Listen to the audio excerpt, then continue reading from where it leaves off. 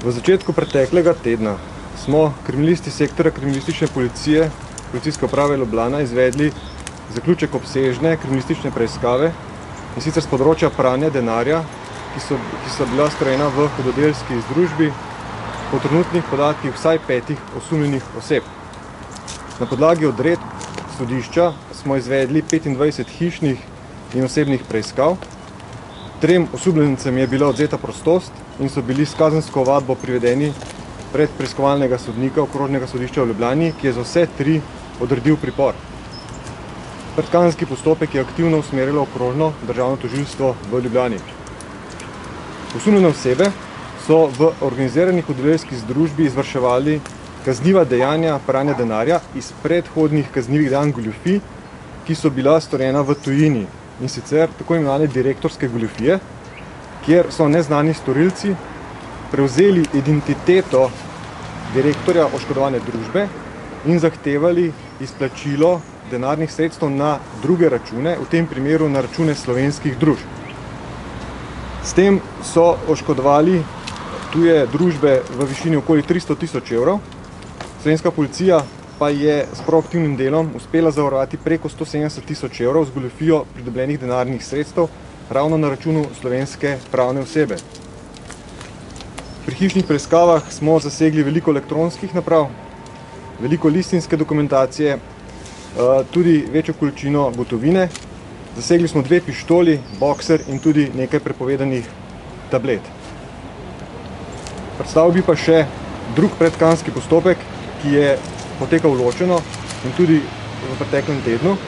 In sicer smo konec tedna izvedli tudi kriminalistično preiskavo zaradi korupcijskih kaznivih dejanj in kaznivih dejanj zlorabe položaja ali zaupanja pri gospodarski dejavnosti.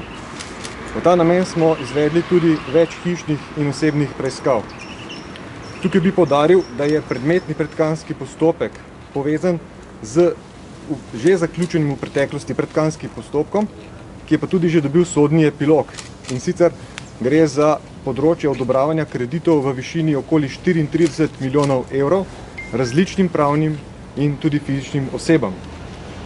Zneski podkupnin oziroma skupni znesek podkupnin, ki je bil dan za odobritev teh kreditov, presega 250 000 evrov.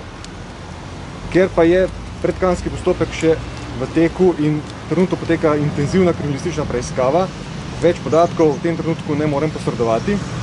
Ko bomo pa zbrali vsa obvestila in vse ugotovitve, bomo o tem obveščali pristojno specializirano državno tožilstvo, ki je predmetni predkazenski postopek usmerjalo in ga tudi vodi. Ja, mogoče, če bi lahko povedali, kaj je bila panoga oziroma s čim so se v bistvu ukvarjali, kaj je bila podjetniška, mislim, če so bili neki podjetniki ali mislim. V bistvu neke panoge ni. Gre v bistvu za čisto navadne goljufije, tako imenovane direktorske goljufije, o katerem se že veliko govori tudi v medijih. Kazniva dejanja so bila storjena v tujini, se pravi, kar se tiče goljufij. Pranje denarja se je pa izvedlo v Sloveniji, in sicer na račun slovenskih pravnih in tudi slovenskih fizičnih oseb. So bili osumljeni že kdaj obravnavani? S tem, ki so zdaj priprti? Tudi so že bili obravnavani, ja. Lahko čim bolj enostavno poveste, kako izgleda ta goljufija v praksi? Se pravi, v tem primeru so neznane osebe prevzele identiteto direktorja oškodovane družbe. To pomeni, da so ustvarjali zelo podoben mail, ki ga uporablja določena gospodarska družba. Poslali so zahtevek dejansko tej oškodovani družbi za izplačilo nekih sredstev, ponovadi grejo to za večje vsote denarja, in tam navajali, na kateri račun je treba poslati. Se pravi, oškodovana družba, se pravi, tisti, ki je namenjen za izvrševanje plačil te družbe, je v dobri veri, da komunicira s svojim direktorjem oziroma nekim finančnikom v tej družbi, nakazal ta sredstva na račun, ki ni bil ta pravi. V tem primeru govorimo o računih slovenske pravne osebe, katerega smo potem tudi v večjem delu zavarovali in je trenutno še zavarovan na računu slovenske pravne osebe. A lahko poveste, za katere države gre? Tukaj gre predvsem za Veliko Britanijo. gre za nek socialni inženir, ki prej vzpostavi neke kontakte, gre za ciljeno na določene družbe, ali to zgleda tako, da probajo, ne vem, pri 500 podjetjih, pa če rada. Veliko je tukaj nekega probavanja, lahko rečemo temu nekemu phishingu. Drugače smo pa konec preteklega leta, v decembru, je bilo obširno pisano o tem tudi na internetni strani policije, kjer govorimo ravno o direktorskih goljufijah in o teh tako imenovanih mulah, ki sodelujejo pri teh kaznivih dejanjih. Vedeli, za koliko so se okoristili, pardon? Okoristili, se pravi, skupni znesek oškodovanja je trenutno 300 tisoč evrov. Preko 170 tisoč evrov smo zavarovali, se pravi, ostalega zneska dejansko ni. Seveda, predkazenski postopek še vedno teče, kljub temu, da so 3 osumljeni v priporu. Pričakujemo, da bomo pa tudi tukaj zbrali še kar nekaj obvestil pa ugotovitev, kar bomo potem obveščali pristojnega tožilstva. Koliko je žrtev, če tako rečem? Žrtev je več in sicer v tujini. To govorimo o 3 do 5 podjetjih, ki so jih na ta način zlorabili. Koliko jih je pa dejansko, bomo pa še lahko ugotovili, se pravi s pregledom vseh teh elektronskih naprav in listin. Podariti pa treba, da ta predkazenski postopek glede goljufij teče v tujini, ne pri nas. Pranje denarja je pa prevzela slovenska policija in tožilstvo v nadaljevanju. To se pravi, je bilo ugotovljeno, da imajo neke sostorilce tudi v teh podjetjih ali pa vsaj v enem od njih? Te osebe, ki so storile osnovno kaznivo dejanje, se pravi goljufije, trenutno nam še niso znane. Verjetno bojo pa znane, oziroma mogoče so že znane tujim varnostnim organom, se pravi v tem primeru Veliki Britaniji. Kako so poskušali oprati denar tle? Tukaj je, se pravi, na račun pravne osebe in potem bi prenakazali verjetno na svoje račune in potem v neke legalne dejavnosti. To je čisto, so to temeljne oblike tega pranja denarja. V Sloveniji se pravi, je ta del, ki je prav denar, sami goljufi so tujini. A imate neko oceno, kolikšen odstotek teh sredstev si vzame pač ta oseba, ki spelje pranje denarja? Osebe, ki dajo na voljo pravno osebo oziroma sodelujejo v tem kot fizična oseba, govorimo o tako imenovanih mulah, dobijo po, lahko rečem, po par 100 evrov ali pa še to ne. Tiste osebe, ki pa izvedejo, se pravi pa sodelujejo v osnovnem kaznivem dejanju kot organizatorji, pa dobijo zelo visoke zneske. Kakšne so pa zagrožene kazni za te mule? V tem primeru govorimo o kaznivem dejanju pranja denarja v hudodelski združbi, je kazen zapora lahko tudi do 10 let.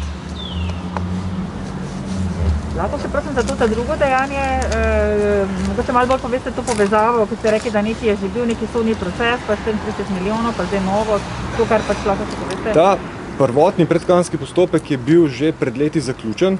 Kot sem rekel, je dobil že sodni epilog. To pomeni, da so obdolženci so že obsojeni na določene kazni. Izpostavljati ga pač ne morem, kater predkazenski postopek je to. Govoril sem pa o odobravanju okoli 34 milijonov evrov kreditov. Osnovno kaznivo dejanje, ki ga pa mi zdaj delamo, je pa s področja, se pravi, korupcijskih kaznivih dejanj in zlorab položaja. Se pravi, da so dobivali podkupnine za odobritve točno teh kreditov, za katere so bili že določene osebe obsojene. Gre tukaj za kakšne bančnike? Lahko rečem, da so v povezavi z določenimi bankami, ja. Ampak čisto prvotno kaznivo dejanje za 34 milijonov, ste rekli, da je zapravo močno končano. Tako, ja. Govorite o več obtoženih ali o enem? Mislim, da je bilo več. Podrobnosti pa ne vem. Gre za Slovenijo, da vsak tu potrdite, gre za slovenske banke ali tuje banke v Sloveniji? Ja, tukaj gre za čisto slovenske bančne sisteme. Ampak ta obsojena oseba je v bistvu tudi potem dajala podkupnine? V tej fazi pa žal, toliko podrobnih stvari pa ne morem govoriti. Ko sem rekel, predkazenski postopek še teče. Mi zdaj intenzivno zbiramo še določene stvari. Res, da smo s hišnimi preiskavami in osebnimi preiskavami kar nekaj stvari že dobili, ampak v bistvu tisti glavni del, ko moramo vse to pregledati in zbrati, bomo pa še potem obveščali tožilca na specializiranem državnem tožilstvu, ki, kot sem rekel, vodi in tudi nas usmerja naše delo, ker je zadeva tako povezana. Lahko še enkrat prosim, mislim, da ste že povedal, gre za 34 milijonov evrov kreditov in koliko je bilo danih podkupnin za te kredite? Po trenutnih oceni preko 250 tisoč za določene kredite. A pa to Aha, to je v enem primeru lahko, ali več To je primerov? bilo več primerov. Povedal sem skupni znesek podkupnin po nam znanih podatkih trenutno. Se pravim, to je, ker je predkazenski postopek, lahko govorim samo o tem znesku.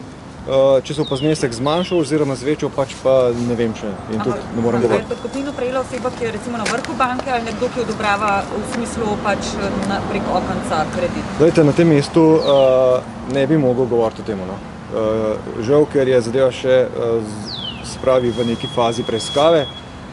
Bomo pa, mislim, da v roku parih mesecev zadeve predali specializiranem državnem tožilstvu, ki bo potem naprej zadeve preganjalo. Teh 250 jurjev je bilo danih za določene kredite, se pravi ne za vseh 34. Ne, za določene. Poveste, za koliko? To pa ne moram zdaj povedati. Glede tega, kako smo že večkrat povedali, res predkazenski postopek v tej zadevi še poteka, tako da res kakšne konkretne informacije tukaj, upam, da razumete, ne moramo razkrivati. Tukaj naprej je delo preiskovalcev, tožilstva in naprej drugih organov, da bo zadeve še preiskovali.